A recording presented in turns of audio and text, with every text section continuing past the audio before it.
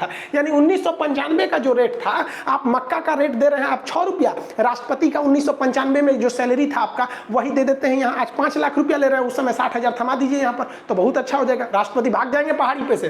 कौन पहाड़ी है सर? रायसीना की पहाड़ी, नहीं रहेंगे वहाँ पर। और किसान को तो थमा दो भाई साहब, जो 90 में खरीदा वही यहाँ पे खरीद लेंगे। यहाँ पर क्या मतलब बनता है? अगर गवर्नमेंट रियल में आप किसानों की भलाई चाहते हैं तो आप इस दर से एक सामान का मैक्सिमम रेट होता है ना, उस तरह फिक्स कर दीजिए, फिर उस किसान को छोड़ दीजिए। आप मंडी दीजिए चाहे मत दीजिए, आपका मन आप APMC रखिए, आपका मन आप विदेश में बेचिए। किसान को फिक्स है कि भैया हम रात 2 बजे भी जाएंगे तो हमको 25 रुपया गेहूं खरीदना ही पड़ेगा, चाहे तू अपनी अब्बा के खोपड़िया पे रखो, FCI के गोदाम में जगह नहीं है तो तुम समझो तुम्हारा दिक्कत है। तुम्हारे पास हिंदुस्तान में इतनी जमीनें हैं, यहाँ पर 32 लाख किलोमीटर स्क्वायर रख लियो, किसानों के लिए गोदाम नहीं है। बात करते हो संसद भवन में रखवा दो, खाली ना रहता है, 3 गो सत्र चलता है, बाकी समय तो खाली रहता है। बाकी ग्राउंड में रखवा दो, नई जगह है, मुगल गार्डन है राष्ट्रपति भवन के पीछे बड़का, उसमें FCI का गोदाम खुल सकता है, वो सब रहेगा। 1200 कैटेगरी का फूल है हमारे राष्ट्रपति भवन में, महाराज की जय हो। लेकिन किसानों के रखने के लिए जगह नहीं है। मन करता ना माथा फोड़ ले अपना, हम पगला जाएंगे यहाँ पर। हम सच बताते हैं, हमारे देश की GDP को बचाया किसने? किसानों ने 3% का योगदान दिया, लेकिन खिलवाड़ किया जा रहा है उसके साथ। कोई भी की गवर्नमेंट की बात करते, कोई नहीं देता है। आप छोड़िए ना सेंट्रल गवर्नमेंट को, कोई राज्य सरकार है? राज्य में तो अलग अलग सरकार है। केरल में लेफ्ट है, इधर ममता बनर्जी है, उनकी अलग है, राजस्थान में अलग है, हरियाणा में अलग है, पंजाब में अलग है, बिहार में अलग है, UP में अलग है। कोई कर दो, कोई कर दो भाई, MSP फिक्स कर दो। नहीं करोगे यार। अब आपको क्या समझ में आया विधेयक? हमको नहीं समझ में आता है। हमारे हिसाब से ताम झाम करने से कोई अच्छा नहीं है। एक विधेयक लाइए, MSP है, इतना से नीचे आप किसान से नहीं खरीद सकते, खरीदेंगे तो अगले दिन जेल में आपकी सुबह होगी, फिर जेल में उठिएगा, कहिएगा कहाँ भेज दिया। यहाँ पर ये होना चाहिए, यहाँ पर न्यूनतम समर्थन मूल्य फिक्स होना चाहिए। उसके बाद छोड़ दीजिए उसको कहाँ बेचना है, समझ में आ गया कि नहीं? MSP यहाँ लिखे ना, MSP पे केवल 6% किसान ही खरीदते हैं।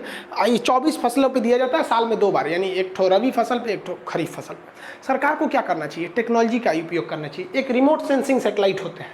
रिमोट सेंसिंग सैटेलाइट ऐसे सैटेलाइट को बोले जाते हैं जो आसमान से ही जमीन के अंदर कौन सा खनिज छुपा है, सोना चांदी सब का पता कर लेते हैं, कहाँ पेट्रोलियम है। सरकार को ऐसे रिमोट सेंसिंग सैटेलाइट देनी चाहिए और इससे अपनी ज़मीन पर मॉनिटरिंग करनी चाहिए कि कहाँ कौन सी फसल अच्छी होनी चाहिए। और किसानों के लिए एक एप्लीकेशन बना के देना चाहिए।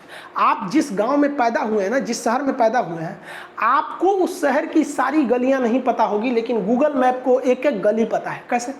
क्योंकि उसने दिमाग खपाया है, वो अपने आप को नंबर 1 दिखाना चाहता था। लेकिन गवर्नमेंट ने ऐसा नहीं किया।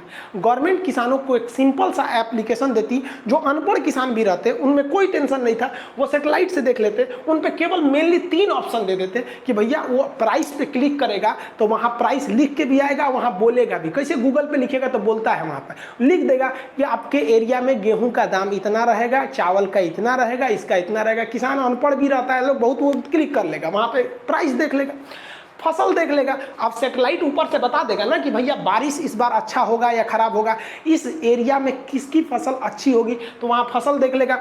यहाँ पर सबसे ज़रूरी चीज़ क्या है? सरकार को एक डाटा रखना चाहिए कि महाराष्ट्र में कौन सी फसल ज़्यादा हो रही है। अब पता चला महाराष्ट्र में भी हुमच के प्याज बो दिए, राजस्थान में भी बो दिए, राजस्थान में तो होता नहीं उतना, बिहार में बो दिए, UP में बो दिए, हुमच के प्याज बो दिए। लो अब प्याज हो जाएगा ससुरा 10 रुपये किलो।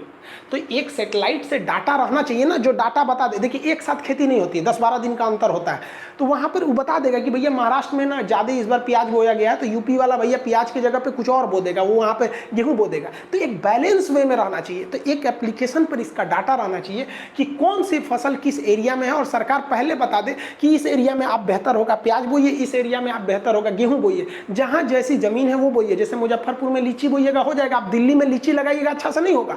तो एक बेहतरीन पैटर्न होना चाहिए जिससे कि सरकार को माथा पच्ची नहीं करना रहता। एक चीज़ों का रेट एक फिक्स रहता है, नहीं होता कि हमारा एक दोस्त था, उसकी यहाँ शादी था, तो शादी में वो चिकन बनवाने के लिए सोच रहा था। चिकन था 120 रुपये किलो, अब प्याज था 150 रुपये किलो। गजब हो गया, समझ में नहीं आ रहा था उसको। तो ये समस्या नहीं आती। और उसके बाद मौसम, किसान को पता ही नहीं होता है किस वर्ष एल नीनो आएगा, किस वर्ष ला नीना आएगा, मानसून अच्छा होगा या खराब होगा। अगर किसान को पता, अब जैसे हम आपको बताते हैं यूपी वगैरह में बारिश बहुत अच्छी होती, लेकिन सरकार बोल देती ना कि बारिश इस बार थोड़ा पहले ही आ जाएगा ना, तो किसान जो था ना, जो धान का बिया लगाया था वो थोड़ा ऊंचे जगह पे लगा देता, जिससे कि उनका बिया नहीं बहता। इस बार क्या हुआ, जो धान बह गया वो तो बह गया, लेकिन जो बच गया बहुत बेहतरीन हुआ है। तो इस बार जो इंद्रदेव मेहरबान थे जिन्होंने अर्थव्यवस्था को बचाया है। तो सरकार को ये सब चीज़ों पर ध्यान देना चाहिए। एक प्लेटफॉर्म टेक्नोलॉजी का यूज़ करना चाहिए और एक सिस्टमेटिक बताना चाहिए कि भैया किस एरिया में कौन सी फसल हो रही है, ताकि एक बैलेंस वे में रहे और हम लोग ऐसा ना हो कि ज़्यादा किसी चीज़ को उत्पादन कर ले और किसी चीज़ का उत्पादन कम कर ले प्राइस वगैरह के लिए। एक बात ही हम कहना चाहेंगे, अगर किसान को बचाना है तो भैया MSP फिक्स कीजिए कि उससे नीचे चाहे तो साहूकार हो, चाहे प्रधानमंत्री हैं, चाहे FCI हैं, चाहे आपके बिचौलियाँ हैं, गद्दी हैं, बाजार समिति, उससे नीचे आप उससे नहीं खरीद सकते। किसान बच गया भाई साहब, वरना किसानों का जो पलायन होगा ना बड़े बड़े शहरों में, आप देखिए करोड़ों लोग लॉकडाउन के बीच में गाँव में आए हैं। ये एक नया मौका प्रकृति ने हमको दिया है कि आज भी उन किसानों के लिए भला सोचिए, वो हमारे देश की GDP को बचा लेंगे। और नहीं तो कितना काम आया आपका ये बड़ी बड़ी बिल्डिंगें और बड़ी बड़ी ये फैक्ट्री वगैरह, सब तो धाराशाही हो गई। ये किसानों ने ही बचाया था, इनके साथ अन्याय नहीं करना चाहिए। ये चीज़ आपको राजनीतिक लगेगी, अब हमको नहीं लगता इसमें राजनीति की बात है। आपको अगर लगता है कि नेहरू से लेकर मोदी के बीच में किसी ने किसानों के लिए कोई बेहतरीन काम किया है तो आप कमेंट करके बताइए, और आप भी दबाव बनाइए कि सरकार MSP को लागू करे सख्ती से। मिलेंगे नेक्स्ट क्लास में, तब तक के लिए जय हिंद।